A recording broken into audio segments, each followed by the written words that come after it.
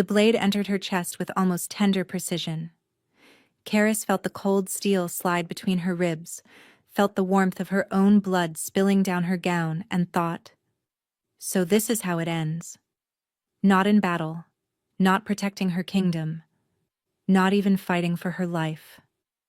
She died on her knees in the throne room of Valdenrost, executed for treason she hadn't committed, while the man she'd sacrificed everything for watched from his throne with ice in his eyes. Alpha King Ezren didn't move to save her, didn't speak a word in her defense. He simply sat there, his hand intertwined with Zapira's, the woman he'd chosen over her. The woman who had orchestrated everything. "I loved you!" Caris wanted to scream. "I gave you everything, my magic, my family, my pack, my soul." But the words wouldn't come. Only blood. The last thing she saw before darkness claimed her was Ezren turning away, as if her death meant nothing at all. Then, light. Burning. Blinding. Impossible light. And Caris woke up gasping in a bed she hadn't slept in for 7 years, in a body unmarked by scars, in a time before she'd ever met the Alpha King. She was 16 again. She was alive. And this time, she would never let him close enough to destroy her.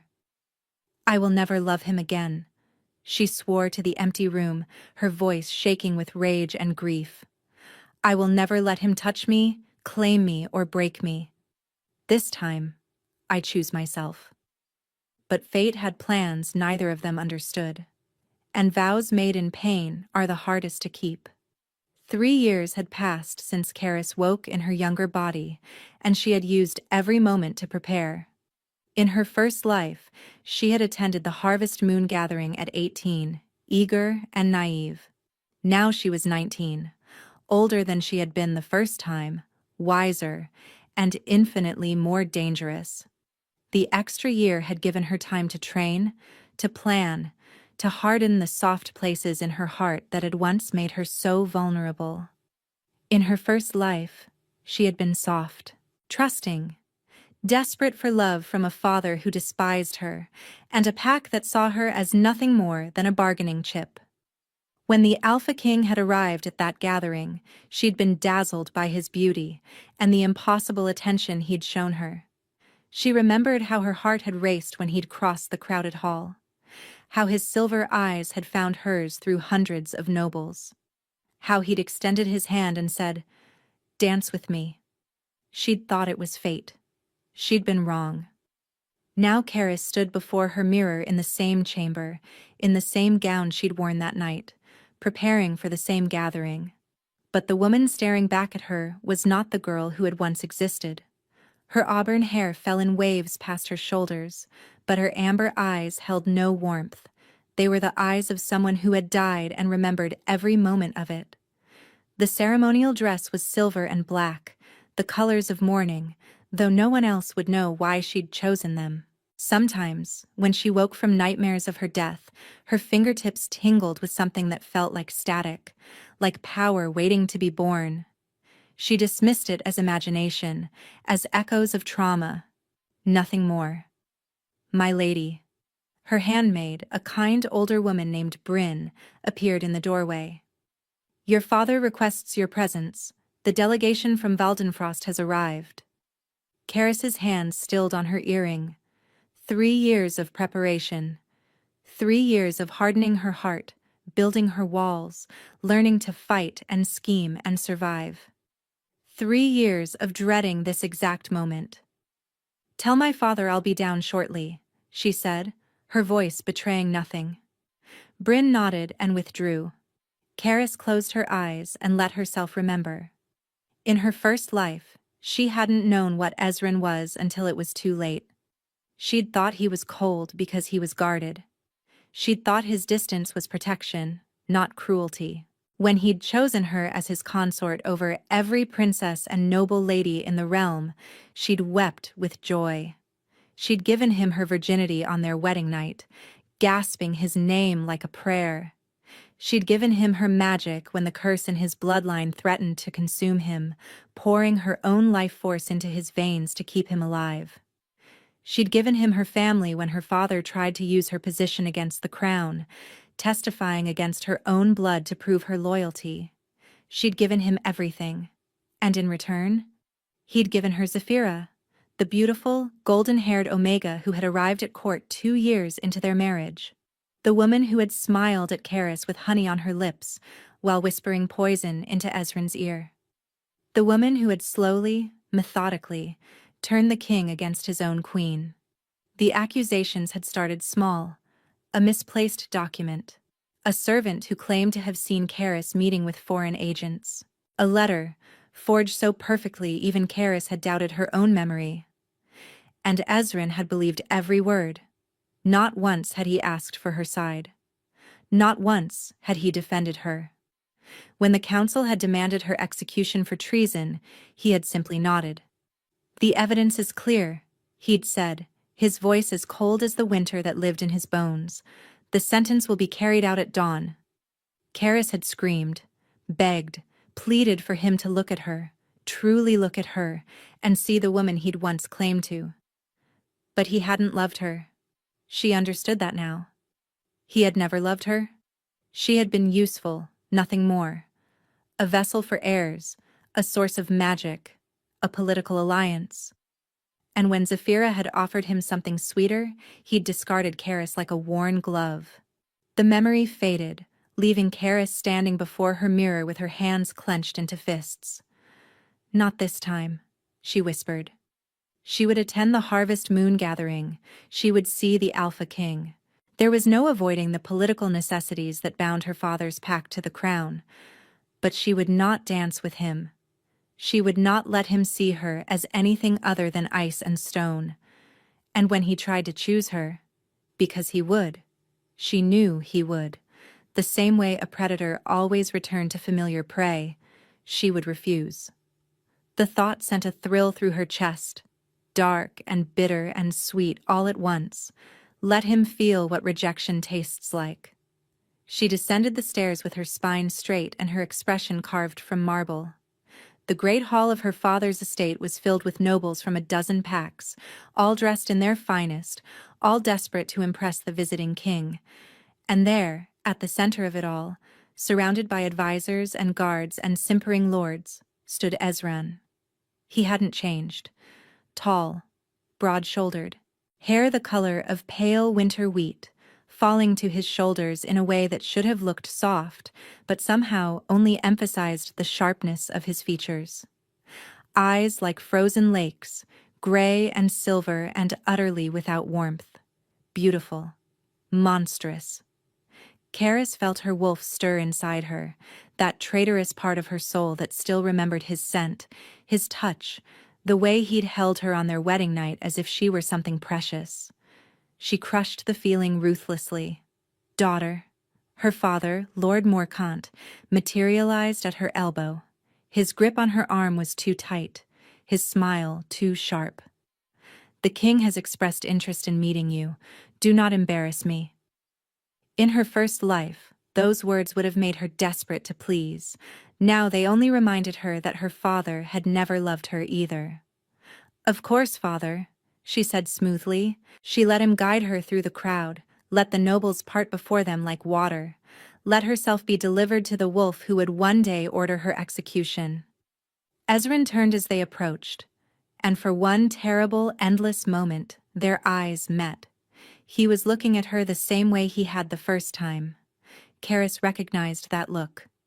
The slight narrowing of his silver eyes, the almost imperceptible tilt of his head, like a predator catching an unfamiliar scent.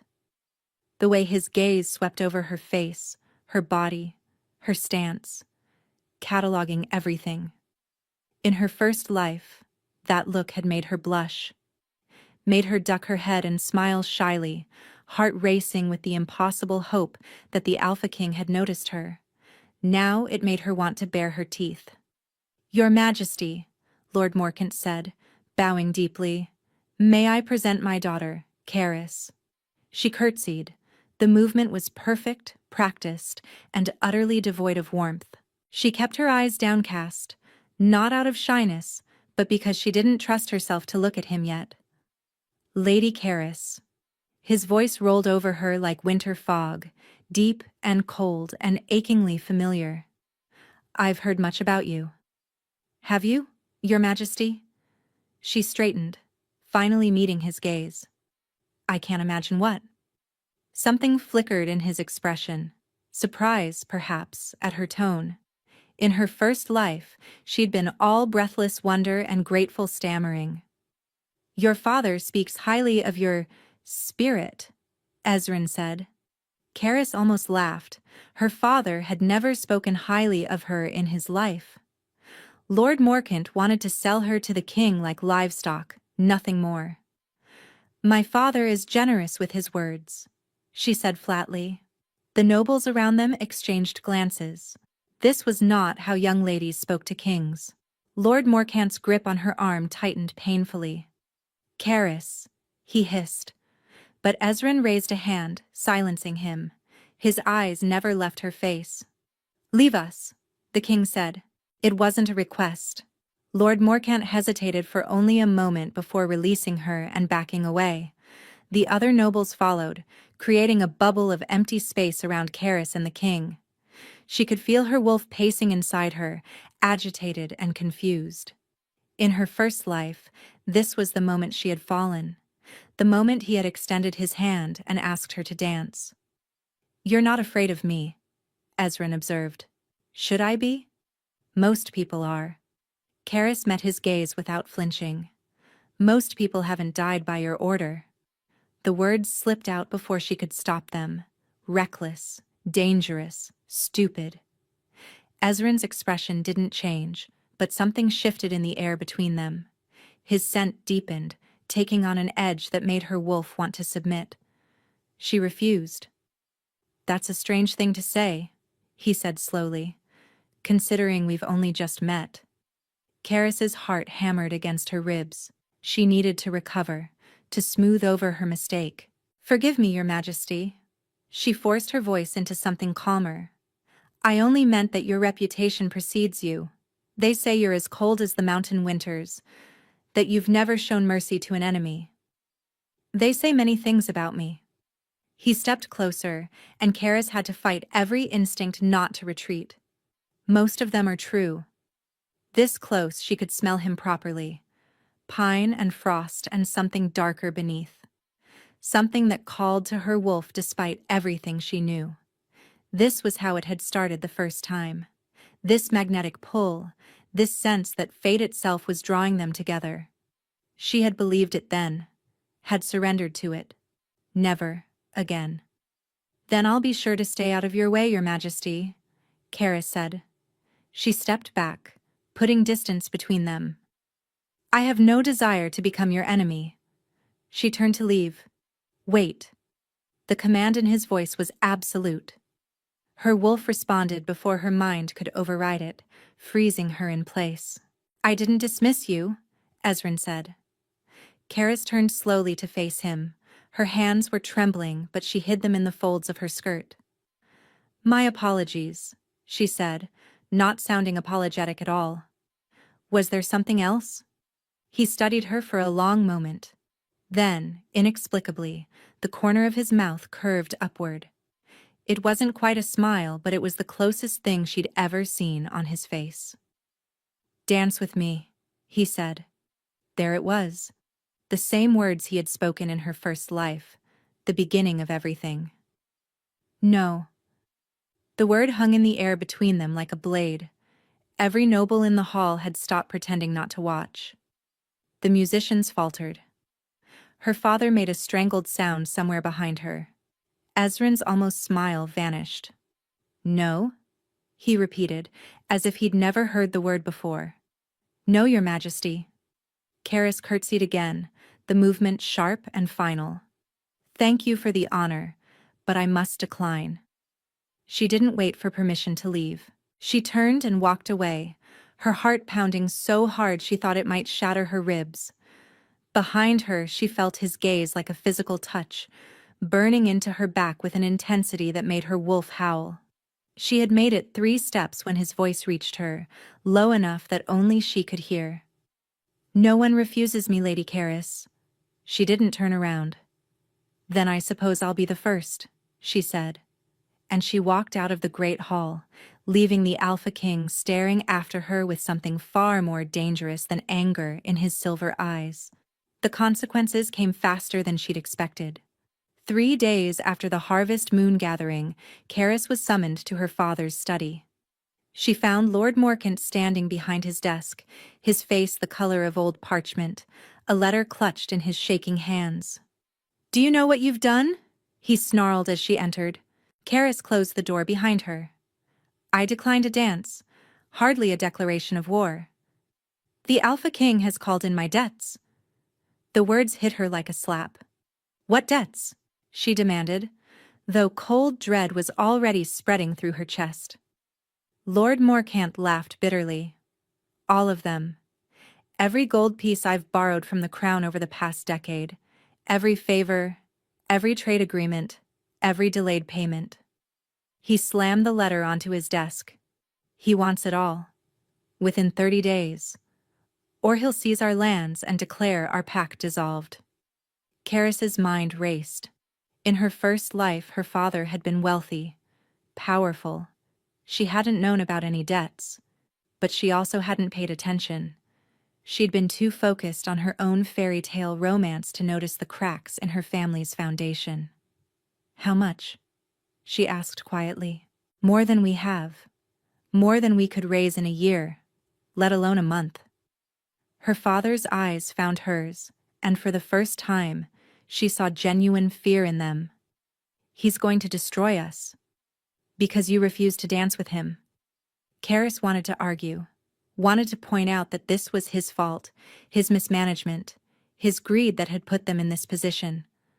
But she also knew, with horrible certainty, that Ezren was doing this because of her.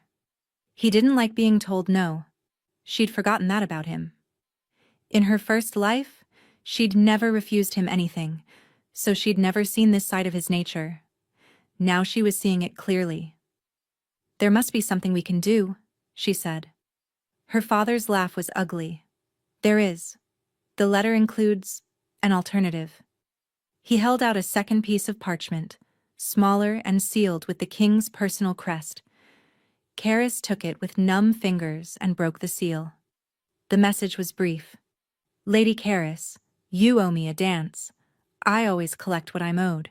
Present yourself at the palace within 7 days, come willingly, and your father's debts will be forgiven. Refuse, and your entire pack will learn the cost of your pride. Ezren." She read it twice, her blood turning to ice in her veins. "He wants you at the palace," her father said. "As a guest, he claims. But we both know what that means." Yes, they both knew. He was summoning her to his court, forcing her into his proximity, using her family's survival as leverage. In her first life, she had gone to him willingly, eagerly, desperately.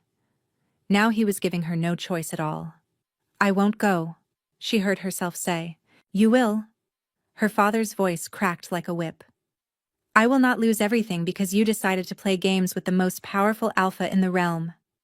He'll destroy me." The words came out raw, more honest than she'd intended. "You don't understand. If I go to him, if I let him, I don't care what he does to you." Lord Morcant's face twisted with contempt. "You're my daughter. Your purpose is to serve this family. And if that means warming the king's bed, then you'll do it with a smile." Caris stared at her father, the man who had raised her, the man who had sold her to Ezren in her first life and had watched her execution without shedding a tear. She wasn't surprised. Not really. But it still hurt. "Fine," she said, her voice flat. "I'll go." Her father sagged with relief. "Good. Good. I'll have your things packed immediately. You'll leave at dawn." Caris turned to leave, then paused at the door. "Father," she said without looking back, "when this is over, I want you to remember something." "What?" "I remember everything you've done." She left him with those words hanging in the air, not caring about the confusion on his face. The journey to the royal palace took 5 days. Caris spent them in the carriage her father had provided, watching the landscape change from the golden forests of home to the frost-touched peaks of Valdenrost. With each mile, the temperature dropped. With each mile, she drew closer to the man who had murdered her. She tried to plan, tried to strategize, but what strategy could there be against a king who held absolute power? In her first life, she had loved him. That love had blinded her to his cruelty, his coldness, his capacity for betrayal. She had made excuses for every harsh word, every distant silence, and every time he had chosen politics over her. She would not make those excuses again. But she also couldn't simply refuse him outright. He had proven that already. Her pack, her family, as much as she despised her father, innocent people would suffer if she fought him openly. So she would play a different game. She would give him nothing. No warmth, no affection, no vulnerability. She would be ice where she had once been fire, stone where she had once been yielding. Let him try to break her. She had already been broken once. She knew how to survive it. The palace appeared on the evening of the 5th day, rising from the mountains like something carved from winter itself. White stone towers reached toward a gray sky, their spires sharp enough to pierce clouds. Windows glittered with cold light, and even from this distance Caris could feel the power emanating from within. She had lived here for 5 years in her first life. She had been happy here, for a little while. She had died here. The carriage stopped at the main gates. Guards in silver and black surrounded them immediately, their wolves watching Caris with predatory interest. "Lady Caris of the Morcant Pack," the head guard announced after checking her papers. "You're expected. The king left instructions that you're to be brought to him immediately." Of course he did. Caris stepped out of the carriage into the bitter cold. She was dressed in deep burgundy, the color of dried blood, and her hair was bound in a severe style that emphasized the sharp lines of her face.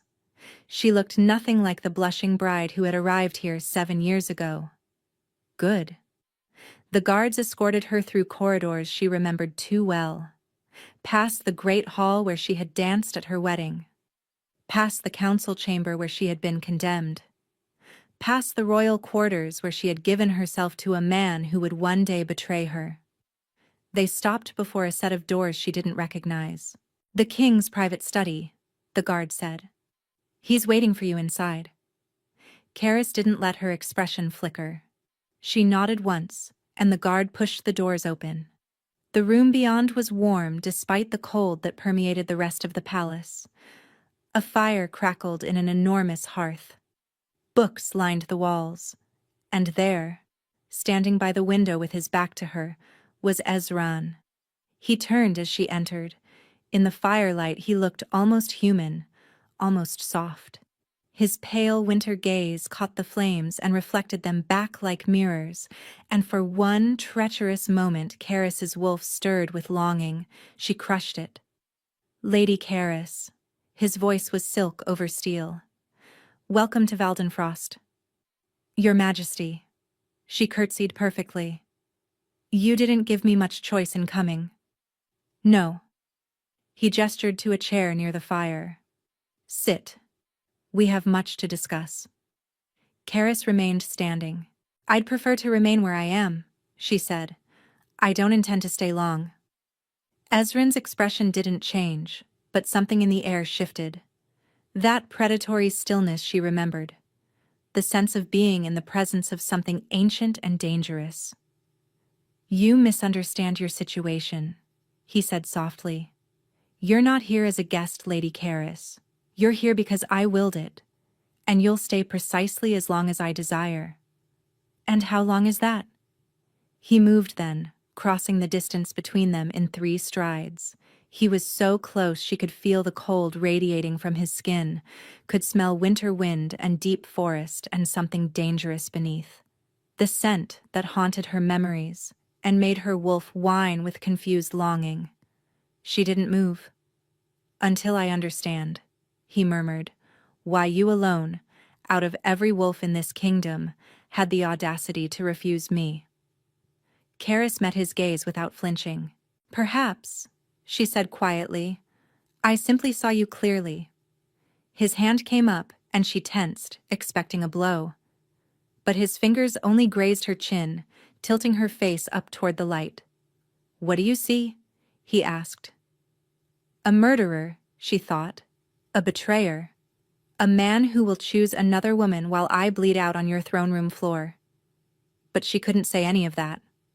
Not yet. A king, she said instead. Nothing more. Something flickered in his silver eyes. Hurt? Anger? Intrigue? She couldn't tell. She'd never been able to read him, not really.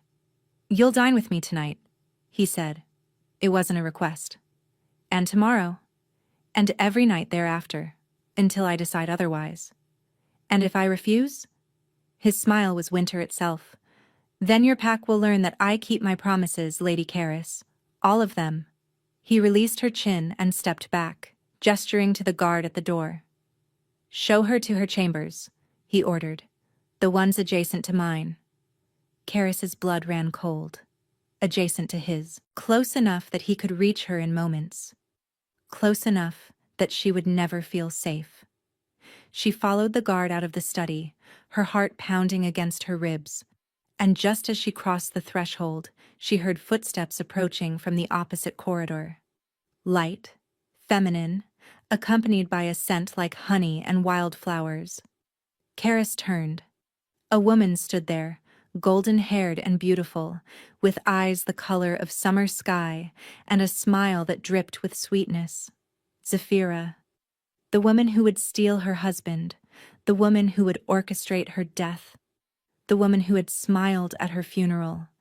She was already here, already at court, already close to Ezren. In her first life, Caris hadn't met Zapira until 2 years into her marriage, but in this life, everything was different. The timeline had shifted.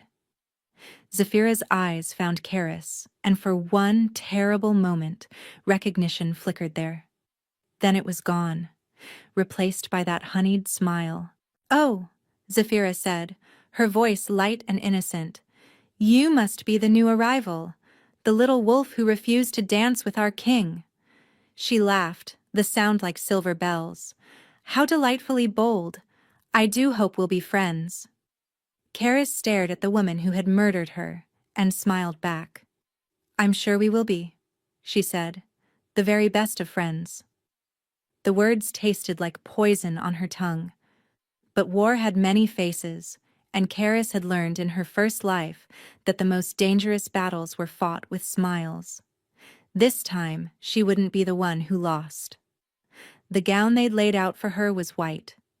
Caris stared at it spread across her bed, pristine and delicate, adorned with silver threading that caught the candlelight like frost on glass. It was beautiful. It was also a message. White for purity. White for submission. White for a bride. She pushed it aside and dressed in black instead. The servants who'd been assigned to her, 3 Omegas with downcast eyes and trembling hands, said nothing as she ignored their king's chosen attire. They helped her into the dark gown silently, braiding her auburn hair into a crown that made her look more warrior than lady. Good. When she descended to the dining hall, every eye turned toward her. The room was smaller than she'd expected, intimate rather than grand. A long table dominated the space, set with crystal and silver that glittered under chandeliers. Perhaps 20 nobles were present, all watching her entrance with varying degrees of curiosity and contempt. And at the head of the table sat Ezren.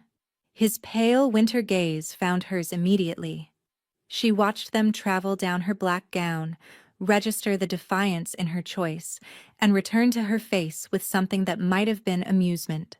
Lady Caris, he said, his voice carrying effortlessly through the room, how bold of you to reject my gift.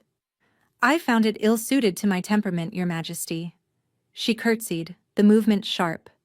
I hope you'll forgive my preference for darker colors. Forgiveness implies offense. He gestured to the empty seat at his right hand. Come, sit beside me. Every nerve in her body screamed against it. In her first life, she had sat in that seat for 5 years, had smiled and laughed and played the perfect queen while poison spread beneath the surface, but refusing would only give him another excuse to punish her pack. She crossed the room with measured steps, aware of the whispers following her progress. Aware, too, of Zapira seated at Ezran's left, watching her approach with that honey-sweet smile.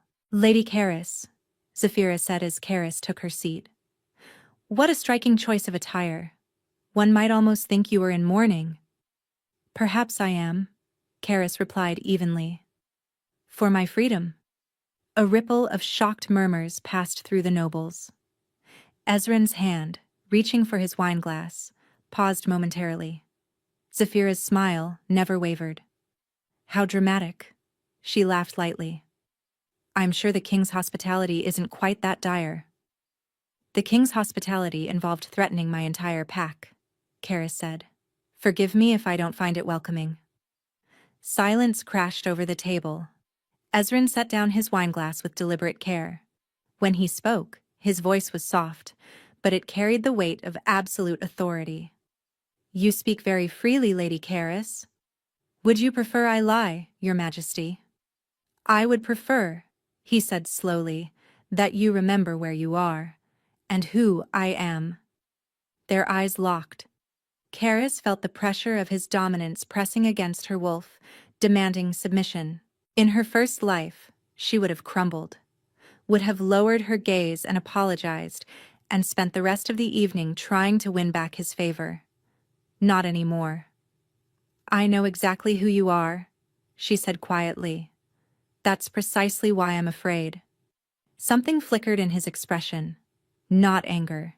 She knew his anger, had felt it cold and terrible in the moments before her execution. This was something else. Something almost like concern. Before he could respond, Zapira spoke again. "Your Majesty, surely you won't allow such disrespect." Her voice dripped with manufactured sympathy. "The poor thing is clearly overwhelmed. Perhaps she should return to her chambers until she can compose herself." Caris turned to look at Zapira directly. In her first life, she hadn't seen the venom behind those summer sky eyes, hadn't recognized the careful manipulation in every word. She had trusted Zapira, had called her friend. Never again. "I appreciate your concern, Lady Zapira," Caris said sweetly. "But I'm quite composed. Unless my honesty makes you uncomfortable?" Zapira's smile tightened almost imperceptibly. "Not at all," she said. "I simply worry for your welfare. The king can be demanding of those in his favor." "Then it's fortunate I have no intention of seeking his favor." The words hung in the air like a challenge. Ezren leaned back in his chair, studying Caris with an intensity that made her skin prickle. "Leave us," he said suddenly. The command wasn't directed at Caris. It was directed at everyone else. The nobles rose immediately, bowing and scraping as they fled the room. Even Zapira hesitated only a moment before gliding toward the door, though not before casting Caris a look of pure venom. Within moments, they were alone. "You're trying to provoke me," Ezren said quietly. "Is it working?" "Yes." He rose from his chair and circled the table until he stood behind her.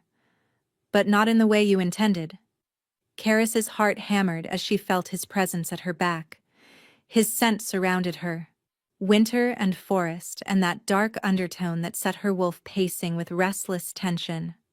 "You're not afraid of me," he continued, his voice dropping lower. "You should be. Everyone is afraid of me. And yet you look at me with those amber eyes and see—" He paused. "What do you see, Caris?" Her name on his lips without the title sent a shiver down her spine. "I told you," she managed. "A king.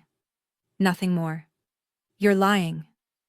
His hand came to rest on the back of her chair, close enough that she could feel the cold radiating from his skin.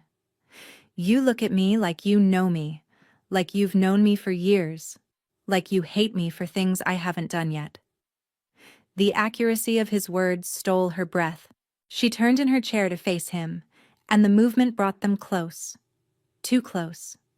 She could see the individual shards of silver in his irises, the sharp line of his jaw, the slight furrow between his brows. "Maybe I simply see you more clearly than others," she said. "Then tell me what you see." It would be so easy to tell him the truth, to say, "You killed me. You watched me die. You chose her over me after I gave you everything." But what would that accomplish? He would think her mad. Or worse, he would believe her, and then she would have no advantage at all. "I see a man who takes what he wants without caring who it destroys," she said instead. "I see a king who confuses fear with respect. I see someone who has never been told no, and doesn't know how to handle it." For a long moment, Ezren said nothing. Then he laughed. It wasn't cruel or mocking. It was surprised, almost delighted, as if she had given him an unexpected gift. "You," he said, "are the most infuriating woman I've ever met." "I'll take that as a compliment." It wasn't meant as one. But something in his expression suggested otherwise. "You'll dine with me again tomorrow night. And the night after. Until I understand what makes you so different from everyone else." "And if I refuse?" He leaned closer, and his lips nearly brushed her ear as he whispered, "You won't." Then he straightened and walked out of the dining hall, leaving Caris alone with the remains of a dinner neither of them had touched. Her hands were shaking. Not from fear, she realized, from something far more dangerous. The days fell into a pattern. Each morning, Caris was escorted through the palace gardens by guards who pretended not to be watching her every move. Each afternoon, she was permitted to visit the library, where she searched desperately for any information about the curse she remembered Ezren mentioning in her first life. And each evening, she dined with the king. The meals were torture of the most insidious kind. Ezren spoke to her. Not the distant, formal conversation of a king to a subject, but real conversation. He asked about her childhood, her interests, and her opinions on everything from trade policy to the latest literary publications. In her first life, he had never asked her such things. He had been cold from the beginning, distant. He had taken her to his bed and planted his air in her belly. But he had never asked about her favorite season or whether she preferred poetry to prose. Now he seemed genuinely curious. "You're frowning again," Ezren observed on the fifth evening. They were alone, as they always were during these dinners. The other nobles had learned quickly that the king did not welcome interruptions during his time with the mysterious Lady Caris. "I'm thinking," she replied. "About what?" "About you. About why you're different. About whether this is another manipulation or something real." "About home," she said instead. It wasn't entirely a lie. She did think about the Morcant estate sometimes, not with longing. There was nothing there for her, but a father who saw her as currency and servants too afraid to show her kindness. "Do you miss it?" Ezren asked. "No." Her honesty seemed to surprise him. "Then why frown?" "Because I don't understand why I'm still here." Ezren set down his fork. The firelight played across his features, softening the sharp lines into something almost approachable. "I told you why. I'm trying to understand you. You've had 5 days. Surely that's enough time to determine whether a simple lord's daughter is worthy of royal attention." "You're not simple." He said it like a fact, immutable and certain. "You're the furthest thing from simple I've ever encountered." Caris didn't know how to respond to that. In her first life, Ezren had never complimented her. Not really. He had called her beautiful, but it had been in the same tone one might use to describe a painting or a fine horse. Aesthetic appreciation, nothing more. This felt different. "Your Majesty." "Ezren." She blinked. "What?" "We've dined together for 5 nights." He leaned back in his chair, watching her with those unreadable silver eyes. "I think we've moved past titles. Call me Ezren." "I don't think that's appropriate. I'm the king. I decide what's appropriate." There was no arguing with that logic. But using his name felt dangerous. Intimate. Like lowering a wall she couldn't afford to breach. "Ezran," she said carefully, testing the word. It tasted like memory and grief and rage. Something shifted in his expression. Satisfaction, perhaps, or hunger. "Again," he said quietly. "What?" "Say my name again." Her wolf stirred, responding to the command in his voice. Caris gripped the edge of the table, fighting the instinct to obey. "No," she said. For a moment, tension crackled between them like lightning before a storm. Then Ezren smiled. It was small, barely a curve of his lips, but it transformed his entire face. Made him look younger, almost warm. "You're the only person in this kingdom who tells me no," he said. "Do you know how refreshing that is?" "I imagine it's frustrating." "It should be." He tilted his head, studying her. "Instead, I find myself intrigued." The word hung between them, heavy with implication. Caris pushed back from the table, suddenly needing distance. "I should return to my chambers." "Running away?" "Strategic retreat." Another small smile. "Same thing." She was almost to the door when his voice stopped her. "Caris." She paused, not turning around. "You asked why you're still here," Ezren said. "The truth is, I don't know. I only know that when I look at you, I feel like I've been looking for you my entire life. Like you're the answer to a question I didn't know I was asking." Her heart clenched painfully. Those words, they were almost exactly what he had said to her on their wedding night in her first life. The night she had believed herself the luckiest woman alive. But he had said them differently then. Rehearsed. Practiced. Pretty words for a pretty bride. Now they sounded raw, confused, as if he genuinely didn't understand his own feelings. "Good night, Your Majesty," she said, without turning around. She fled before he could respond. That night, Caris dreamed of her death. She was back in the throne room, chains around her wrists, blood already staining her white execution gown. The council had pronounced their verdict. Treason. Conspiracy. Betrayal of the crown. All lies. But Ezren had believed them. He sat on his throne, Zapira at his side, her hand resting possessively on his arm. His face was as cold and blank as a winter sky. "Please," Dream Caris begged, "please just look at me. You know me. You know I would never."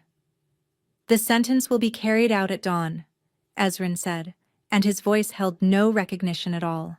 No memory of the woman he had held in his arms, no trace of the man who had once told her she was the answer to everything.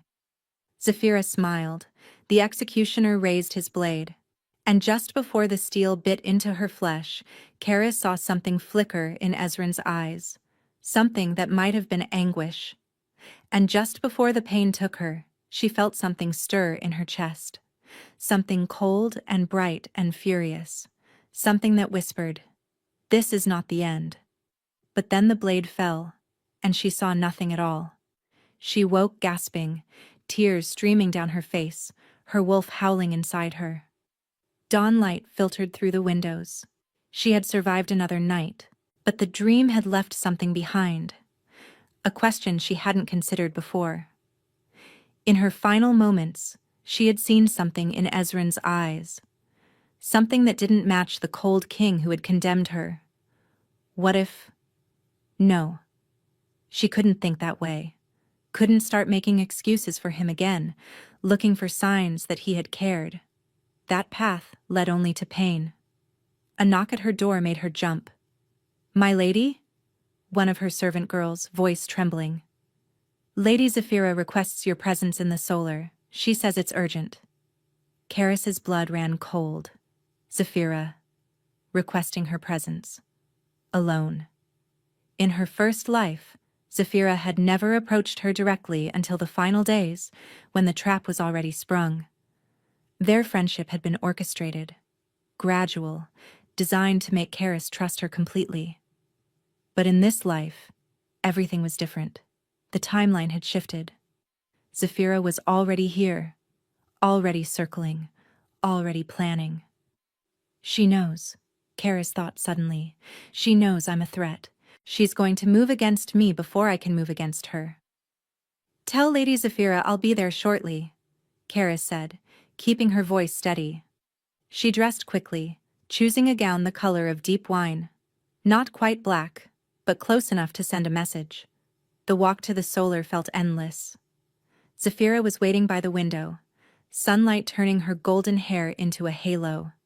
She looked every inch the angel she pretended to be. Lady Caris. Zapira's smile was warm and welcoming. Thank you for coming. I thought it was time we had a private conversation. About what, Lady Zapira? About the king, of course. Zapira gestured to a chair. Please, sit. I promise this will be enlightening. Caris remained standing. I prefer honesty to comfort, she said. What do you want? Something flickered behind Zapira's summer sky eyes. Annoyance, perhaps. Or recognition that her usual tactics wouldn't work here. Very well, Zapira said, dropping the pretense. I want to know who you really are. I'm Lord Morcant's daughter. You know this. I know what you claim to be. Zapira stepped closer and her scent shifted, that honeyed fragrance giving way to something with an edge of rot beneath. But no simple lord's daughter looks at the Alpha King the way you do. No one refuses him without reason. No one shows up at court knowing exactly which battles to fight and which to surrender. Caris kept her expression neutral, but her heart was racing. Zapira was clever. She had always been clever. It was why her manipulations had worked so perfectly in the first life. I have no idea what you're talking about, Caris said. Don't you? Zapira's smile turned sharp. You look at me like you know me, Caris, like we've met before, like you hate me for things I haven't done. The same words Ezren had used. They saw it, both of them. The weight of memory in her eyes, the knowledge she shouldn't have. She was being too careless. Perhaps you remind me of someone, Caris said carefully. Someone who hurt me once. Interesting. Zapira tilted her head. And does the king also remind you of someone? The king reminds me that power without compassion is dangerous. How philosophical. Zapira moved to the window, her back to Caris. Let me be direct. Whatever game you're playing, whatever plan you have, it won't work. Ezren is mine. He has been mine since before you were born. Caris's breath caught. Since before she was born? In her first life, Zapira had appeared as a new arrival at court. A distant cousin from a minor house, seeking position and favor. She had seemed as surprised by her connection to Ezren as anyone, but if she had known him before... What exactly is your relationship with the king? Caris asked. Zapira turned, and her smile was triumphant. I was his first love, she said. Before his father forbade the match. Before he was forced to set me aside and seek a political alliance instead. Before you. She paused, letting the words sink in. Did you think his father's decree kept me away forever? I returned the moment the old king died. I've been at Ezren's side for 5 years now, slowly reclaiming what was always mine. The words hit Caris like a physical blow. His first love. Set aside. 5 years at his side while she was unaware. She had never known. In 5 years of marriage in her first life, Ezren had never mentioned another woman. Never hinted that his heart had belonged to someone else. But it explained so much. His coldness, his distance. The way he had looked through her rather than at her for their entire marriage. He had never loved her because he had already loved Zapira. I see I've surprised you, Zapira said, satisfaction dripping from every word. "Did you think you were special? Did you think he chose you for any reason other than your family's political value?" Caris said nothing, couldn't speak past the lump in her throat. "He will never love you," Zapira continued. "He will never choose you. And when the time comes, when I've reclaimed my rightful place at his side, you will be nothing more than a footnote in history." She swept past Caris toward the door. "Remember that, little wolf. You may have caught his attention for now, but I've had his heart for 20 years. The door closed behind her. Caris stood alone in the solar, trembling with rage and grief and a terrible, dawning understanding. Everything she thought she knew about her first life, about Ezren, about their marriage, about his betrayal, was built on incomplete information. Zapira wasn't a sudden interloper. She was the woman Ezren had loved first, and Caris had never stood a chance. For 3 days after Zapira's revelation, Caris avoided the king. She pleaded illness, took her meals in her chambers, refused every summons with the excuse that she was too unwell to leave her bed. It was a lie, but she needed time to think. 20 years. Zapira had been in Ezran's life for 20 years, before his coronation, before his father's death, before any of the political machinations that had brought Caris into his orbit. In her first life, Caris had assumed Zapira was a social climber who had seduced the king. That she had manipulated him, twisted his thoughts, turned him against his own wife through careful lies and honeyed words. But what if it was simpler than that? What if Ezren had simply never stopped loving his first choice? The thought made her chest ache in ways she didn't want to examine. On the 4th day, Ezren came to her. Not a summons. Not a messenger. The king himself, standing in her doorway, his silver eyes sweeping over her with an intensity that made her wolf tremble. "You're not sick," he said flatly. Caris was sitting by the window, dressed in a simple house gown, her hair loose around her shoulders. She looked nothing like the defiant woman who had faced him in the dining hall. She looked vulnerable. She hated it. "I needed time alone," she said. "Why?"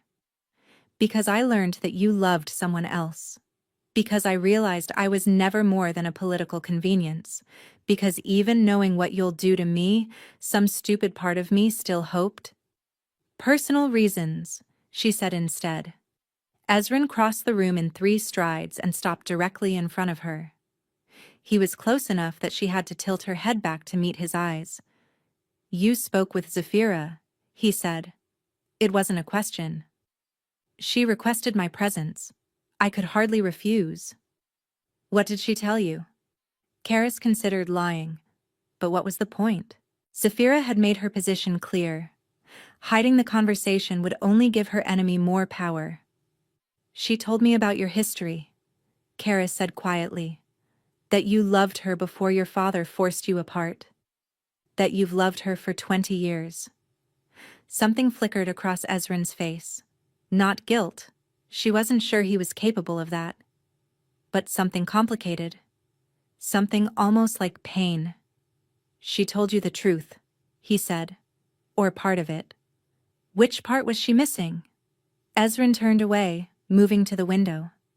He stood there in silence, staring out at the frost-covered mountains, his shoulders rigid beneath his formal coat.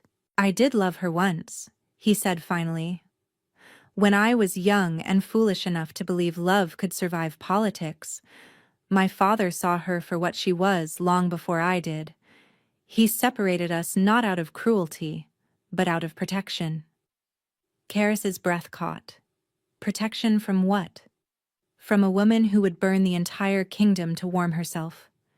He turned back to face her. "Zapira is not what she seems. She never was." "Then why is she here? Why is she at your court, by your side, acting as though she belongs there?" "Because I can't prove what I suspect." His voice dropped lower. "And because she has powerful allies. Allies I can't afford to move against until I have certainty." Caris stared at him, trying to reconcile this version of events with what she knew. In her first life, Ezren had seemed completely under Zapira's spell. He had believed every accusation against Caris without question. He had sentenced her to death without even hearing her defense. But if he suspected Zapira, if he knew she was dangerous? "Why are you telling me this?" Caris asked. Ezren moved closer, slowly, giving her time to retreat. She didn't. "Because you're the first person in 20 years who's looked at Zapira without being fooled by her mask," he said. "Because you see her clearly, the way my father did, the way I should have from the beginning." "How do you know what I see?" "Because you look at her the same way you look at me." His hand came up, fingers hovering near her face without quite touching. "Like you're waiting for a blow, like you know exactly what we're capable of." Her heart was pounding so hard she was certain he could hear it. "Maybe I just have good instincts," she managed. "Maybe." His fingers finally made contact, brushing a strand of hair from her face. The touch was gentle, almost tender. "Or maybe you know something you're not telling me." She should pull away, should rebuild her walls, remember what he would do to her, and remember the blade sliding between her ribs. But she couldn't move. "Everyone has secrets, Your Majesty," she whispered. "Ezren. Ezren." The name came out softer than she intended, weighted with years of love and grief and rage. His pupils dilated.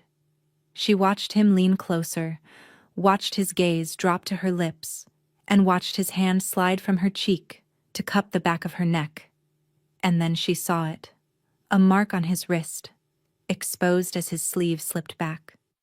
Pale and intricate, almost like a brand.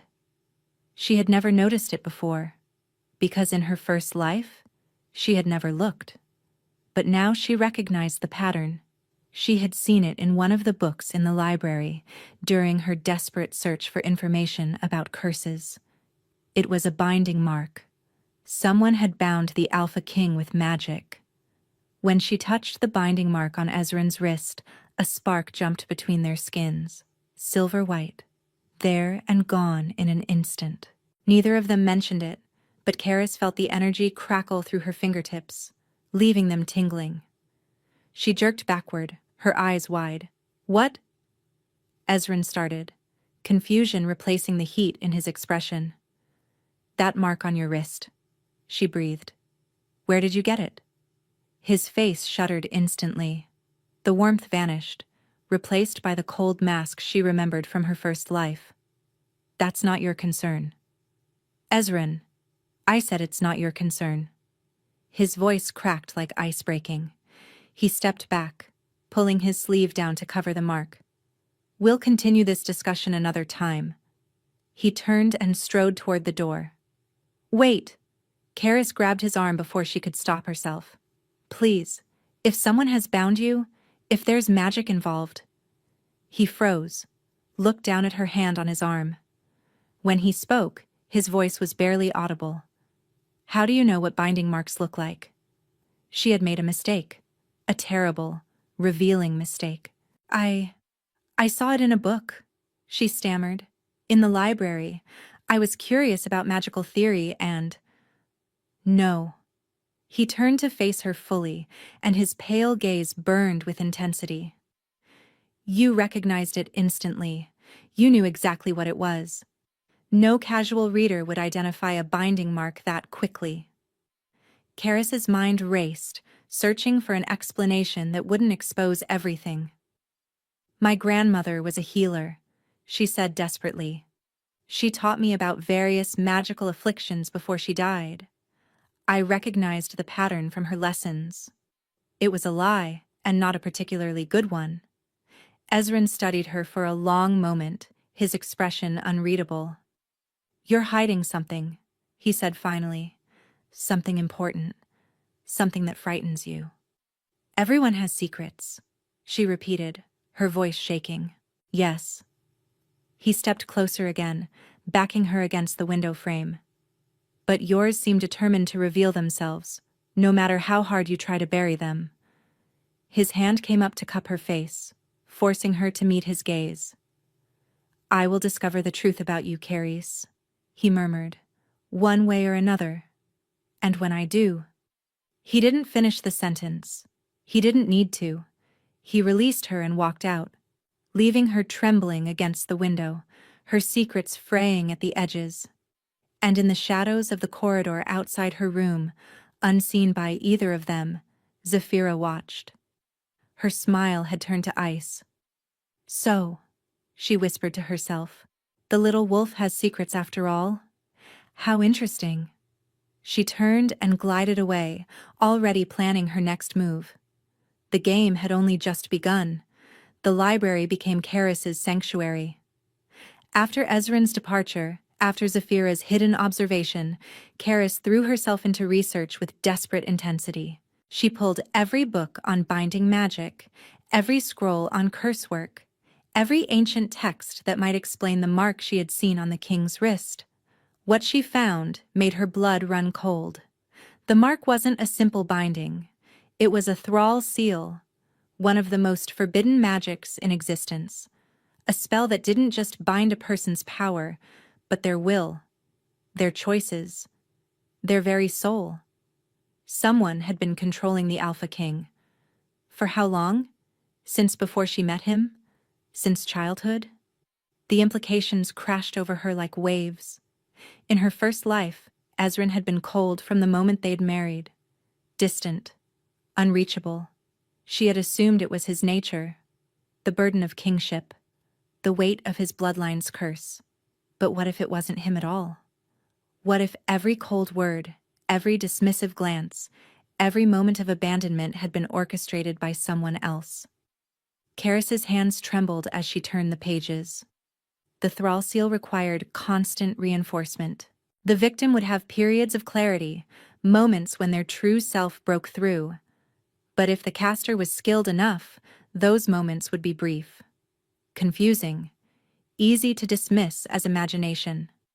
She thought of the dinner 5 nights ago. The way Ezren had looked at her with something like genuine curiosity. The way he had laughed. Actually laughed. When she defied him. She thought of the almost kiss in her chambers. The raw confusion in his voice when he'd said, "I feel like I've been looking for you my entire life." Were those his real feelings breaking through? Or was that part of the manipulation too? And then she thought of her death. The execution. The blade. The way Ezren had sat frozen on his throne while she bled out before him. But there had been something in his eyes at the end, something that had haunted her dreams. A flicker of anguish, quickly suppressed. What if he hadn't wanted to kill her? What if he had been screaming inside his own mind while his body obeyed someone else's commands? "Oh gods," Caris breathed. "Oh gods, what did she do to you?" She found Ezren in the training yard at dawn. He was alone, stripped to the waist despite the freezing temperature, driving a sword into a practice dummy with brutal precision. Sweat glistened on his skin, and she could see the toll the cold took on him, the unnatural paleness, the slight tremor in his muscles. But she could also see the binding mark clearly now, dark against his inner wrist. And she saw something else. Thin lines of silver running beneath his skin, like veins of ice spreading from the mark toward his heart. The thrall seal wasn't just controlling him, it was killing him. Slowly, over years, draining his life force to fuel its magic. "You shouldn't be here." His voice made her jump. He hadn't turned around, but he'd sensed her presence. "Neither should you," she said, stepping into the yard. "It's below freezing. You'll make yourself ill." "The cold doesn't bother me." "No, it does." She moved closer, watching the silver lines pulse beneath his skin. "It's eating you alive, Ezren.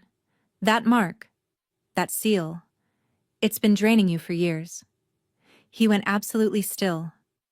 Then, slowly, he turned to face her. "How do you know about the seal?" His voice was quiet. Dangerous. "And don't tell me your grandmother taught you." We both know that was a lie. Caris took a deep breath. She had spent the entire night debating this moment. Whether to reveal herself? Whether to trust him with the truth? Every instinct screamed that it was too dangerous, that he would think her mad, that she was giving away her only advantage. But she couldn't watch him die again. Not when she finally understood. "Because I've lived this before," she said. Silence. "I don't understand," Ezren said slowly.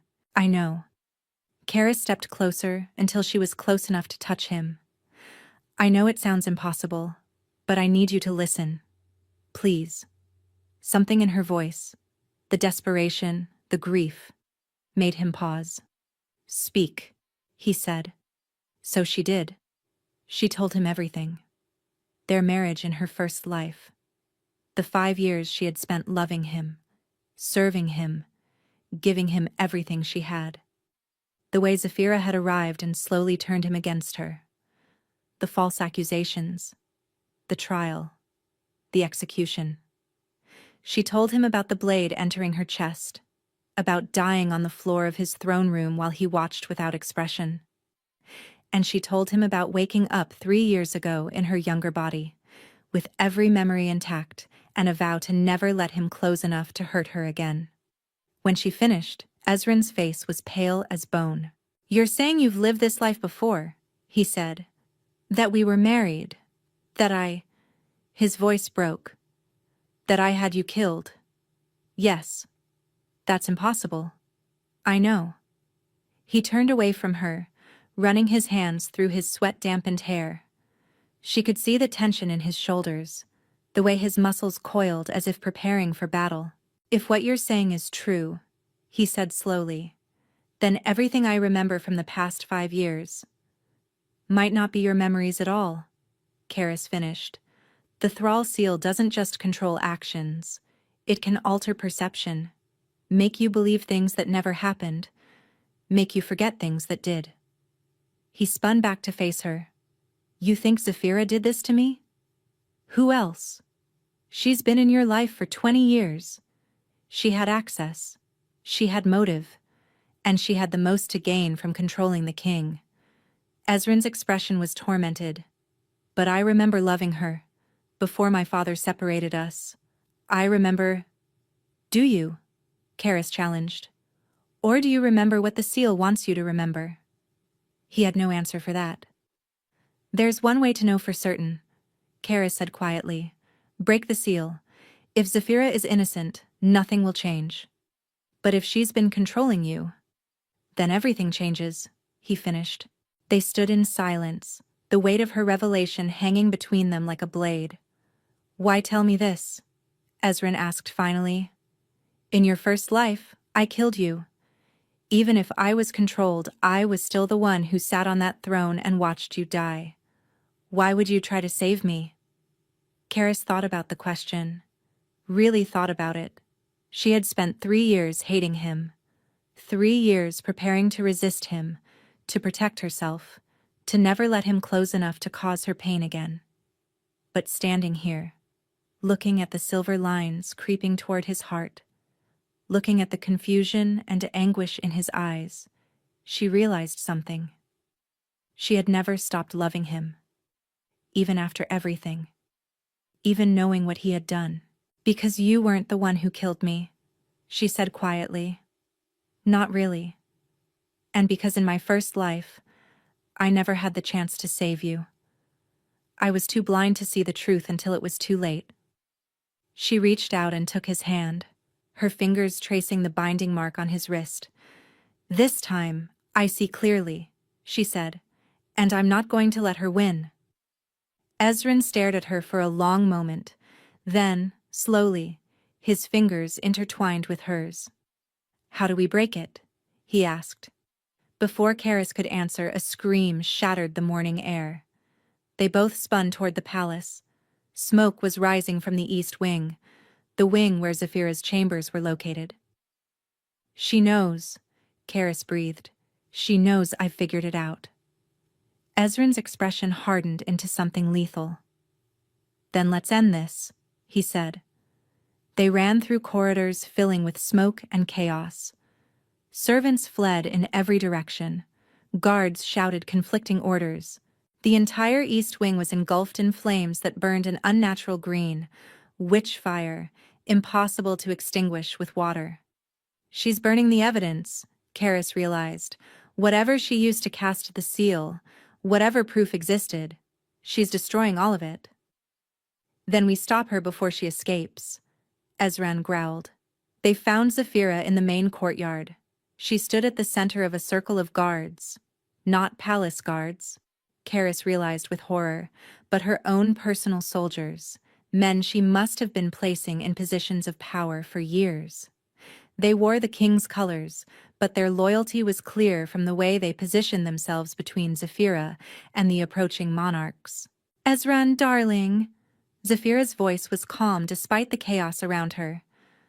I was wondering when you'd arrive. It's over, Zapira. Ezren's voice carried the full weight of his alpha authority. Whatever game you've been playing, it ends now. Game? She laughed, and the sound was nothing like the silver bells Caris remembered.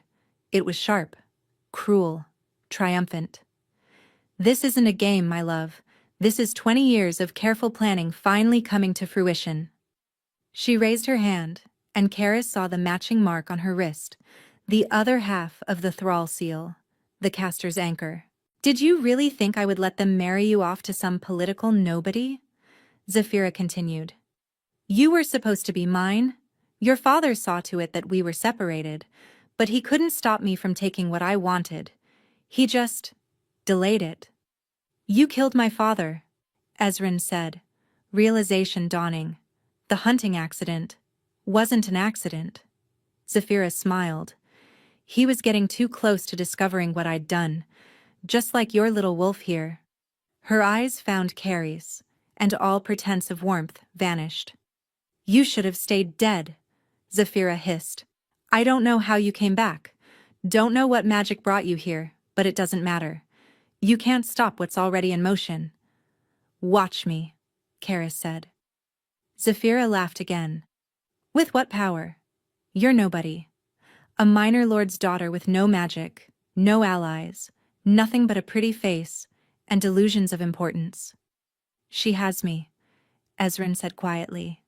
Something flickered in Zapira's expression. Fear, perhaps. Or rage. For now. She raised her marked wrist, but I can take that away with a single command. Kneel, Ezren. The word resonated with power, and Ezren dropped to his knees. No. Caris lunged toward him, but the guards moved to block her. She could only watch as Ezren's face contorted with pain, fighting against the command with everything he had. You see? Zapira walked toward him slowly, savoring her triumph. He's been mine for 20 years.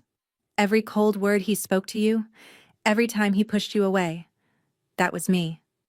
Every decision he made, every alliance he formed, every enemy he destroyed. Me. She reached down and cupped his face with something like tenderness. I'm the one who's been ruling this kingdom, little wolf. Ezren is just the mask I wear.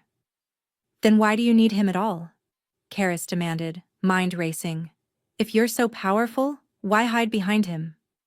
Because power without legitimacy is meaningless. Zapira's eyes glittered. A witch queen would be hunted, feared, eventually destroyed. But the beloved queen of the Alpha King, the tragic first love who was finally reunited with her soulmate? That's a story people will accept. That's a story that will keep me safe forever. You're insane, Caris breathed. I'm practical. Zapira released Ezren's face and turned to her guards. Kill her. Make it look like she died in the fire. The guards advanced. Caris's mind raced through her options. She had no weapon, no allies, no magic. Or so she had always believed.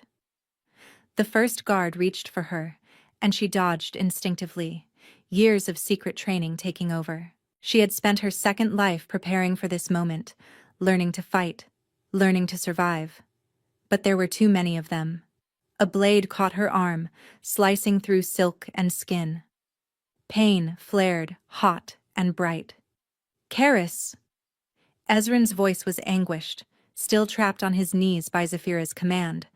She stumbled backward, blood dripping from her wound. This was it. This was how she died again. And then she felt it. A warmth in her chest she hadn't felt since her first life. A power she'd thought she'd lost when she died. No, not lost.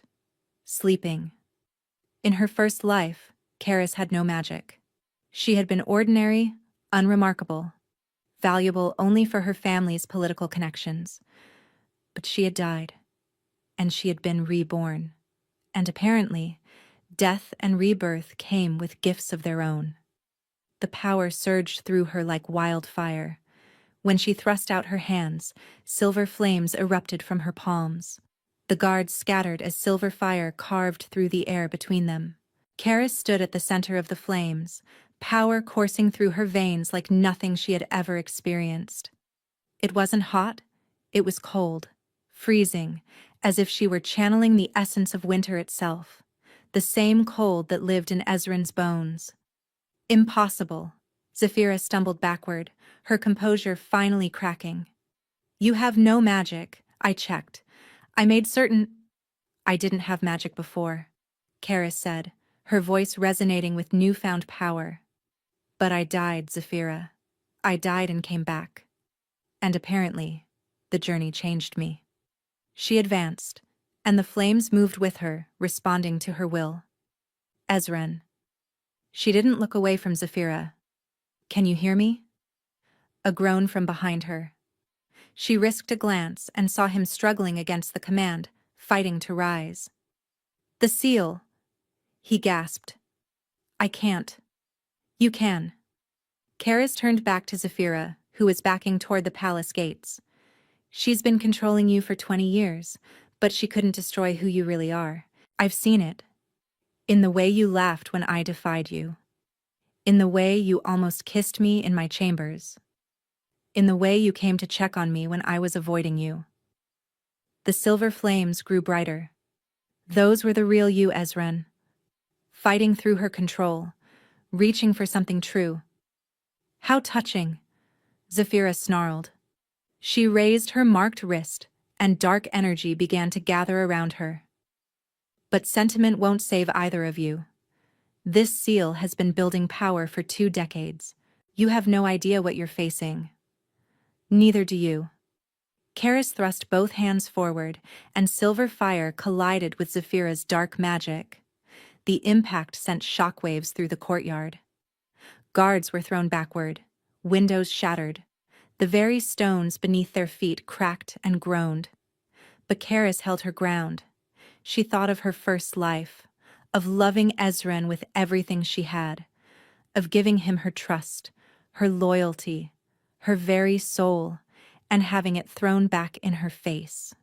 She thought of dying on that throne room floor, of the blade in her chest and the cold spreading through her body. And she thought of this life, of the man who had looked at her with genuine curiosity, who had asked about her favorite season and whether she preferred poetry to prose, who had stood in her chambers with vulnerability in his silver eyes and said, I feel like I've been looking for you my entire life. The real Ezren had been fighting for her all along, she just hadn't seen it. I'm not going to let you take him, Caris growled. Not again. Not ever again. She poured everything she had into the flames, and felt Ezren's hand close around hers. He was standing. Somehow, impossibly, he had broken through the command enough to reach her. His face was ashen with effort, blood dripping from his nose, but his eyes were clear. His eyes were his own. Together, he said. Their power merged. Silver and ice twisted together into something entirely new. A flame so cold it burned, a frost so hot it blazed. It crashed into Zapira's dark magic like a tidal wave. She screamed. The thrall seal on her wrist shattered. The corresponding mark on Ezren's wrist exploded into shards of light, the silver lines beneath his skin dissolving like morning frost. And Zapira crumpled to the ground, her power broken, her plans destroyed. Silence fell over the courtyard. Caris's legs gave out. She would have fallen if Ezren hadn't caught her, pulling her against his chest with desperate strength. "You're alive," she whispered. "It worked. You're free. Because of you." His voice was ragged. "Caris, I remember. I remember everything." She looked up at him and saw tears tracking down his face. "The wedding. Our marriage. Every time I pushed you away. Every cold word. I was screaming inside, trying to reach you. But she had me so completely that I couldn't." His voice broke. "And then the execution. I watched you die. I felt the blade enter your chest as if it were my own body, and I couldn't stop it. I couldn't do anything except watch while the woman I loved bled out on my throne room floor." The woman he loved. Caris's heart shattered and reformed in the same instant. "You loved me?" she whispered. "Always." He cupped her face in hands that were warm now, finally warm. "From the first moment I saw you at the harvest moon gathering." But she twisted everything. "Made me believe you were a political convenience at best, a threat at worst. I fought so hard to reach you, and I failed. Every time, I failed." "You didn't fail." Tears spilled down her own cheeks. "You're here now. You found your way back. Because you came back for me." He pressed his forehead to hers. "You died. And you came back. And even after everything I did to you, everything she made me do, you still tried to save me." "Of course I did." "Why?" She could have given him 100 reasons: strategy, justice, revenge against Zapira. But only one was true. "Because I never stopped loving you," she said. "Even when I thought I hated you. Even when I swore I'd never let you close again. You were always the one, Ezren. In this life and the last." He kissed her. It wasn't gentle. It wasn't careful. It was desperate and fierce, and tasted like tears and relief, and 20 years of stolen moments finally reclaimed. When they broke apart, both gasping, the courtyard had filled with palace guards. Real ones, loyal ones, who had been freed from Zapira's influence the moment the seal shattered. "Your Majesty." The captain of the guard bowed deeply. "What are your orders?" Ezren looked at the crumpled form of Zapira, then at the burning east wing, then at the woman in his arms. "Arrest her," he said. "She'll stand trial for treason, murder, and the use of forbidden magic." And someone put out those fires. In the chaos that followed, many truths emerged. Lord Morkant's complicity with Zapira was exposed. He had accepted gold to deliver his daughter to a controlled king, knowing full well what awaited her. He was stripped of half his lands but spared imprisonment at Caris's request. She wasn't sure why she'd asked for mercy. Perhaps because hatred was exhausting. Perhaps because she had already defeated the true enemy. Ezren turned back to Caris. "As for you, my lady," he said, his voice dropping to something intimate, "we have a great deal to discuss." 3 months later, the kingdom of Valdenrost gathered for a royal wedding. But this was not the quiet political arrangement of Caris's first life. This was a celebration. Thousands lined the streets. Flowers were thrown from every window. Music filled the air from dawn until dusk. The Alpha King was marrying for love. Caris stood before her mirror in the bridal chambers, dressed in a gown of deep silver that matched Ezran's eyes. Her auburn hair was woven with winter roses, and for the first time in either of her lives, she felt truly beautiful. "You look stunning," Bryn said softly, adjusting the train. Caris smiled at her handmaid. No, her friend. In the months since Zapira's defeat, she had learned to accept kindness, to believe she deserved it. "Is he nervous?" she asked. Bryn laughed. "The king has asked about you 17 times this morning. I believe nervous doesn't begin to cover it." A knock at the door interrupted them. "Come in," Caris called. To her surprise, it was Lord Morkant who entered. Her father had changed in the past 3 months. The exposure of Zapira's crimes had revealed his own culpability. He had known about the thrall seal, had accepted payment to deliver his daughter into a controlled king's hands. He had escaped imprisonment only because Caris had spoken on his behalf. She still wasn't sure why she'd done it. Daughter. He bowed stiffly. You look... well. Father.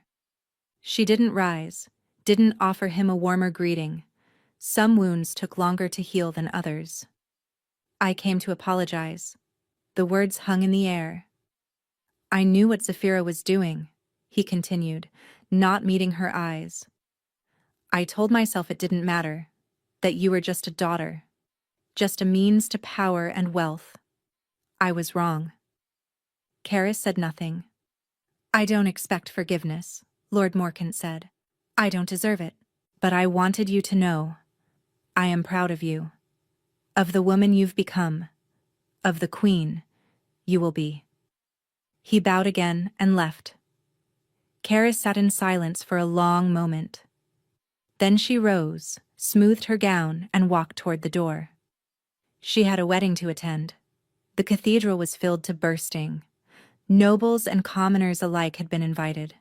A revolutionary act that had shocked the old guard but delighted the people. Caris walked down the aisle alone. She had no father to give her away, not in any way that mattered. But she didn't feel lonely, because Ezren was waiting for her at the altar. He wore black and silver, his pale hair braided with threads of ice that sparkled in the candlelight. When he saw her, his entire face transformed. The cold king vanished, replaced by a man so full of love and joy that Caris felt her own heart might burst. She reached him, took his hands. You came, he whispered. Did you think I wouldn't? I thought I might wake up and discover this was all a dream, that you were still dead, that I was still trapped. Caris squeezed his fingers. You're awake. I'm here. And we're both free. The priest began the ceremony, but Caris barely heard the words. She was too focused on Ezren's face, on the warmth in his eyes, the warmth that had been stolen from them both for so long. When the priest asked for vows, Ezren spoke first.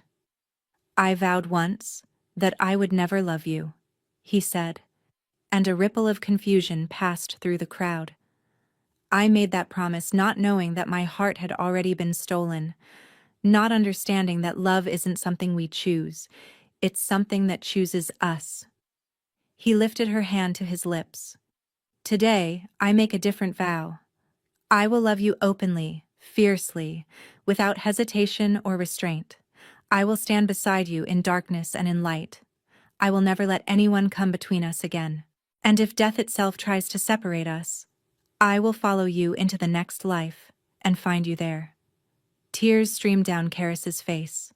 My turn, she managed. She took a deep breath. I vowed once that I would never love you again, she said. I made that promise in pain and grief and rage, believing that you had betrayed me. But I've learned that love isn't so easily killed. It survives death. It survives rebirth. It survives even 20 years of separation and manipulation. She reached up to touch his face. I love you, Ezren. I loved you in my first life, even when you couldn't love me back. I love you in this life, now that you can. And I will love you in every life that follows, no matter what tries to tear us apart.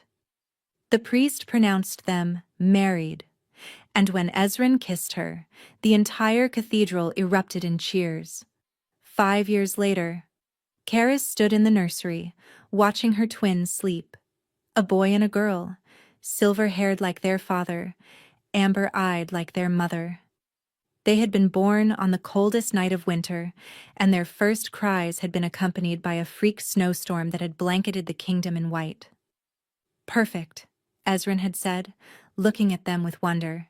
They're absolutely perfect. He appeared in the doorway now, still dressed in his council robes, exhaustion written in every line of his body. But when he saw her, his face softened into a smile. They're sleeping, Caris whispered. A miracle. He crossed the room and wrapped his arms around her from behind, resting his chin on her shoulder. How long do we have? An hour, maybe 2. Then come with me. He led her through the palace corridors, past guards who bowed and servants who smiled, until they reached the balcony overlooking the kingdom. Valdenrost stretched below them, glittering with lights. The people were celebrating. They were always celebrating these days. Peace had come to the kingdom. Trade flourished. Magic, once forbidden, was now regulated and respected. And their queen, the woman who had come back from death itself to save their king, was beloved by all. I've been thinking, Ezren said quietly. Dangerous pastime. He laughed, that easy, genuine laugh that still made her heart skip. About the day we met. The second time, I mean, at the harvest moon gathering. The day I refused to dance with you? The day you changed everything. He turned her to face him. I was so confused, so desperate to understand why you affected me the way you did. I didn't know about the seal then. Didn't understand that I had spent my entire life fighting against it, searching for something real. And then I walked in wearing mourning colors and told you no.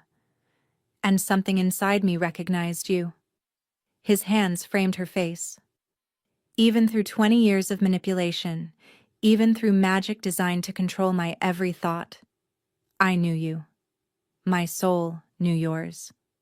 Caris leaned into his touch. The first time I lived this life, she said softly, I believed that love was about sacrifice, about giving everything you had until there was nothing left. I thought that if I just loved you hard enough, long enough, eventually, it would be enough. It was never about your sacrifice, Ezren said. It was about hers. Zapira took everything from us, but she couldn't take this. He kissed her forehead. She couldn't take us. They stood together in silence, watching the stars wheel overhead. Somewhere in a prison far from here, Zapira rotted in darkness. Her magic had been bound, her allies scattered, her schemes exposed. She would spend the rest of her life paying for what she had done. But Caris found she rarely thought about her anymore. The past was the past. Both of her pasts. What mattered was here. Now. The husband who loved her. The children who carried their legacy. The kingdom that had welcomed her as its queen. I love you, she said. The words as natural as breathing. I love you too. Ezren pulled her closer. In this life, and every life that follows. She had vowed never to love him again. She had sworn to keep her heart locked away, protected from the man who had once destroyed her. But some vows were made to be broken, and some loves were simply too powerful to deny. The harvest moon gathering was where desperate families brought daughters to be chosen. Caris had been brought there to be sold, traded, and disposed of, but she had learned that being unwanted by some did not mean being unworthy of all. She had been reborn. She had refused. She had fought. And in the end, she had won. Not by changing who she was, but by finally letting herself be loved. Thank you for listening to this story. If you enjoyed it, let me know in the comments. I read every single one, and your words mean more than you know. Don't forget to